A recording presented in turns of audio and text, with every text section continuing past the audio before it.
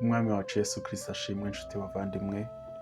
Nanone nongeye kubasuhuza mu gitondo cy'uyu munsi ku wa mbere, itariki ya mbere z'ukwezi kwa Nyakanga cyangwa se ukwezi kwa karindwi.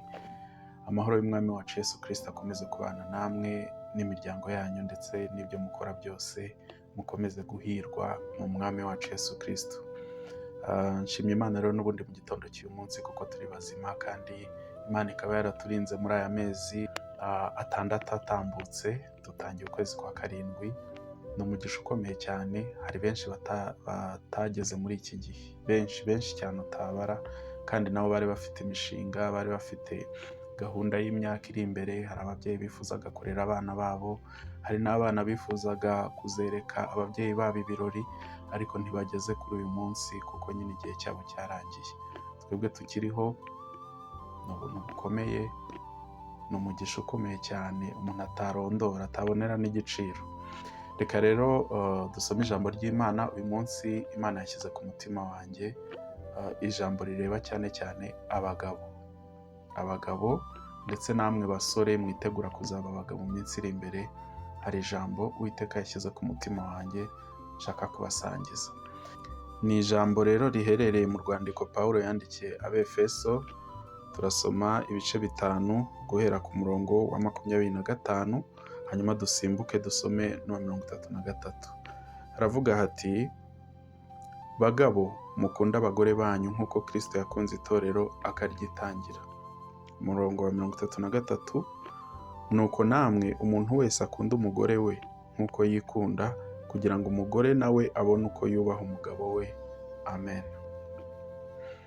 N'amagambo abagabo ngira ngo benshi badakunda kwitaho cyane, kuko iyo aba bayitaho ntabwo twajya twumva ingo zasenyutse, ntabwo twajya twumva gukubita abagore n'ubwicanyi bukunze kubaho cyane cyane mu Rwanda, nubwo biba no mu bindi bihugu.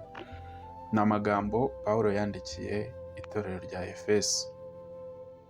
Umurongo wa mbere uravuze uti, ubwo umurongo twahereyeho wa 25 uravuze uti: bagabo mukunda abagore banyu nk'uko Kristo yakunze itorero akaryitangira. Mwari muzi ko Yesu Kristo yakunze itorero ubwo ni ukuvuga bamwizeye. Yakunze itorero rigizwe n'abapagani. Wari uzi ko Yesu Kristo atapfiriye abakiranutsi, ahubwo yapfiriye abapagani bamutuka, bamwanga, banga inzira ze. Abo ngabo nibo Yesu Kristo yapfiriye kugira ngo babone ubugingo, kuko ijambo ry'Imana riravuga ngo kuko Imana yakunze abari mu isi cyane byatumye itanga umwana wayo w'ikinege, kugira ngo umwizera wese atarimbuka. Yesu Kristo yakunze itorero araryitangira, kandi ryo rimwanga, kugira ngo gusa azariho ubugingo. Niko rero n'umugabo akwiriye gukunda umugore we, kabone n'ubwo umugore yaba amusuzugura. Biragoye, ni ibintu bigoye abagabo ngira ngo mubyumva kurusha undi wese. Gukunda umuntu ugusuzugura, gukunda umuntu utakubaha, gukunda umuntu uvuga nawe akagusubiza mugasubirikanya. Kandi abagabo turi abantu dukunda kubahwa cyane, nibyo Imana yadushyizemo, kandi ari nako biri, kuko umugabo ngo ni umutwe w'umugore we. Ukomeje gusoma iki gice wabyumva neza, ariko ntabwo bivuze yuko niba umugore wawe agusuzugura ukwiriye kumwanga. Oya, Yesu Kristo yakunze abamusuzuguraga, yasabiye abamwicaga. Natwe turasabwa gukunda abagore bacu nubwo baba badakora ibyo twebwe dushaka nk'abagabo. Kuko ku murongo wa nyuma ngo nuko namwe umuntu wese akunda umugore we nk'uko yikunda, kugira ngo umugore nawe abone uko yubaha umugabo we. Mugabo, ntabwo ukwiriye gukunda umugore wawe kuko yakubashye. Ibyo ni urugamba rukomeye cyane, kuvuga ngo njyewe ntabwo nshobora gukunda umugore unsuzugura, umbona gutya, ukora ibyo yishakiye, ntabwo njye namukunda. Uri umunyamakosa. Ukwiriye kumukunda nubwo atakubaha, ukwiriye kumukunda nubwo akora ibyo udashaka, kuko muri uko kumukunda kwawe bizatuma kubaha. Wari ubizi? Niho ruzingiye. Numukunda ukamwihanganira, ukamugira inama, ukamubera urugero rwiza, ukamwerera imbuto nziza, azakubaha. Ni automatique.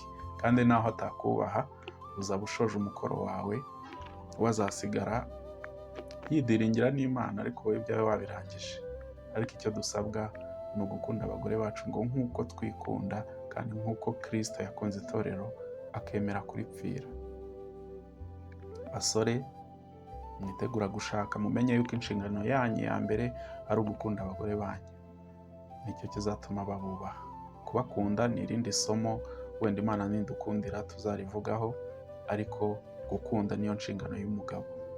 Hanyuma umugore nawe afite inshingano ye ijyanye no kugandukira umugabo, ibyo nabyo ni iby'ikindi gihe. Bagabo rero, namwe abari baratsinzwe uwo mukoro, mwisubireho mumenye neza yuko inshingano zacu nk'abagabo bubatse ni ugukunda abagore bacu nk'uko Kristo yakunze itorero akaryitangira. Ibyo bizatuma batwubaha. Reka mbifurize kugira amahoro ya Kristo, kandi muhahe muronke, mugire intangiriro nziza y'ukwezi kwa karindwi, kandi kuzaba ukwezi k'umugisha. Amahoro ya Kristo abane namwe. Shalom, shalom.